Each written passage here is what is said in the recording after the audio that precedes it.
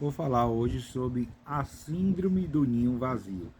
Tem sido patologizada na cultura popular como um distúrbio, doença ou condição que requer tratamento. Geralmente não é e não faz. Para a maioria das famílias, o último filho que vai para a faculdade ou para um bom emprego e apartamento. Situações essas que são motivo de comemoração e alívio, não estágio de perda. Por isso, torna-se necessária uma concepção estratégica a fim de dimensionar todo esse processo através de sua dinâmica e funcionamento.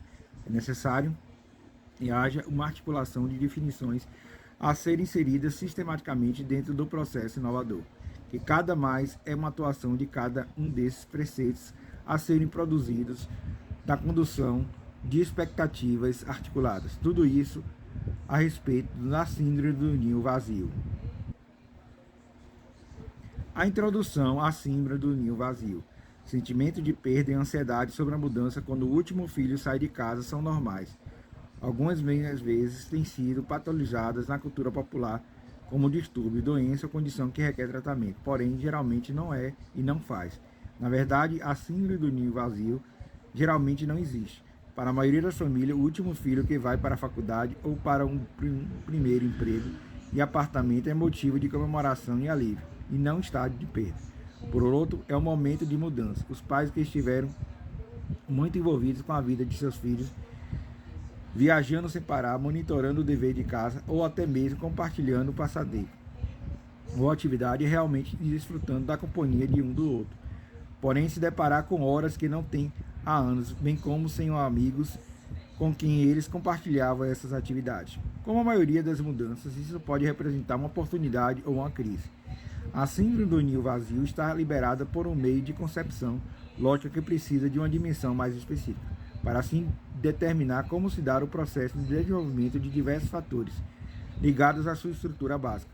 Por isso, torna-se necessária uma concepção estratégia, a fim de dimensionar todo esse processo através de sua dinâmica e funcionamento. Dessa forma, é preciso trazer uma ação continuada, a fim, então, de determinar como se dá todo o processo de uma ação estruturada da síndrome do ninho vazio, condizente com todos os meios de projeção a serem implementados, dentro de diversos setores esses que trabalham de forma mais aprofundada sobre os estudos realizados pelos principais teóricos desse tema de abordagem. É necessário que haja uma articulação de definições a serem inseridas sistematicamente dentro do processo inovador, o que é a atuação de cada um desses preceitos a serem produzidos na condução de expectativa, articulada por sua vez a respeito do planejamento estratégico em si.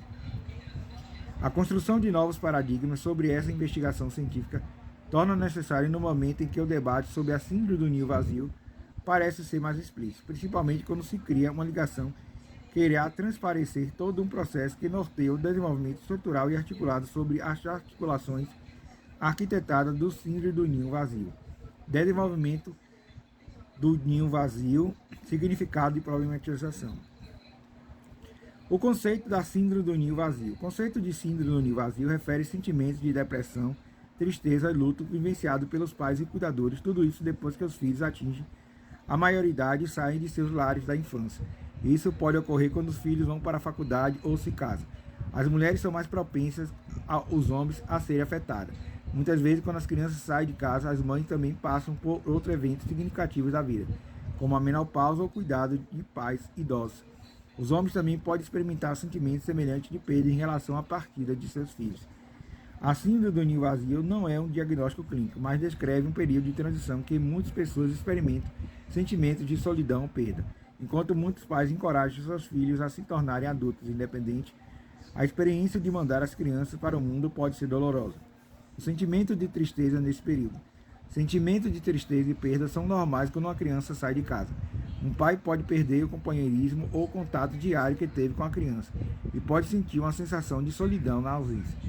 Quando se está experimentando a síndrome do ninho vazio, monitore suas relações e sua duração. Quando está se sentindo angustiado porque se preocupa, sua vida perdeu o significado. Ou se você está chorando excessivamente, está tão triste que você não quer ver amigos ou ir trabalhar, você deve considerar e procurar ajuda profissional. Pesquisas recentes sugerem que a qualidade de relacionamento entre pais e filhos pode ter consequências importantes para ambos quando a criança deixa a casa. Os pais obtêm um maior benefício psicológico na transição para um ninho vazio quando desenvolve e mantém boas relações com seus filhos. Extrema hostilidade, conflito ou distanciamento nas relações entre pais e filhos pode reduzir o apoio intergeracional, quanto mais é necessário para os jovens durante o início da idade adulta, para os pais que enfrentamos. Houve uma época que se pensava que as mulheres eram particularmente vulneráveis à depressão quando seus filhos saíam de casa, sofrendo uma profunda perda de propósito e identidade. No entanto, estudos mostram que não há aumento da doença depressiva entre mulheres nessa fase da vida. Quando a partida de um filho desencadeia uma tristeza esmagadora, recomenda-se o tratamento. Terapia para entender o caso. Pode ser necessária uma psicoterapia para entender melhor e gerenciar os sentimentos. A medicação também pode ajudar a atenuar os sintomas da depressão que pode ocorrer durante esse período. O apoio social pode ser incrivelmente útil em momentos de estresse e solidão. O autocuidado deve ser uma prioridade durante transições difíceis. Há coisas práticas que você pode fazer para preparar ou gerenciar a transição de crianças que saem de casa. Por exemplo, o tempo e energia que você direcionou para o seu filho agora pode ser gasto em diferentes áreas de sua vida. Este pode ser um momento oportuno para explorar e retornar hobbies, atividades de lazer ou atividades de carreira. Isso também marca um tempo para se ajustar ao seu novo papel na vida de seu filho, bem como mudanças de sua identidade como pai e mãe.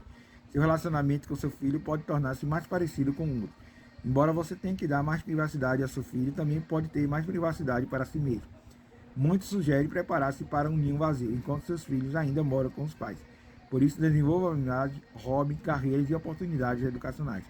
Faça plano com a família enquanto todos ainda estão sob o mesmo tempo, como férias em família, longas conversas e tirar uma folga no trabalho para criar lembranças especiais. Além disso, faça planos específicos para o dinheiro extra, tempo e espaço que ficarão disponíveis quando as crianças não forem mais dependentes de você e morarem em casa. Caracterização da síndrome do ninho vazio para a psicanálise. O estado do ninho vazio no domicílio é caracterizado de várias formas, porém geralmente é usado para se referir à fase pós-paternidade.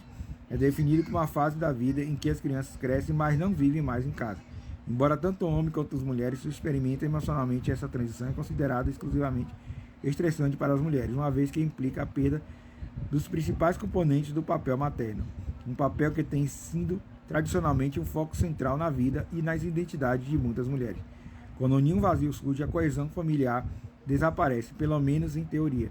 Nessa situação, novos problemas psicológicos podem surgir, até porque as relações emocionais são alteradas. A dependência de criança em pais e pais em criança diminui.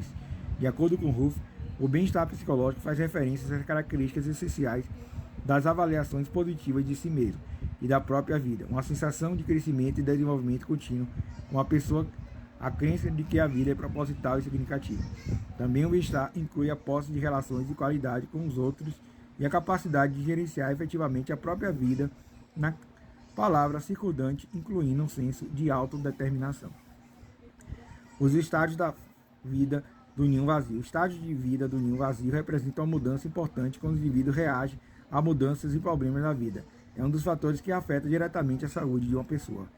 Assim, salvaguardar o bem-estar psicológico da mãe após a separação dos filhos é essencial, não apenas para as mães, mas também para a integridade familiar.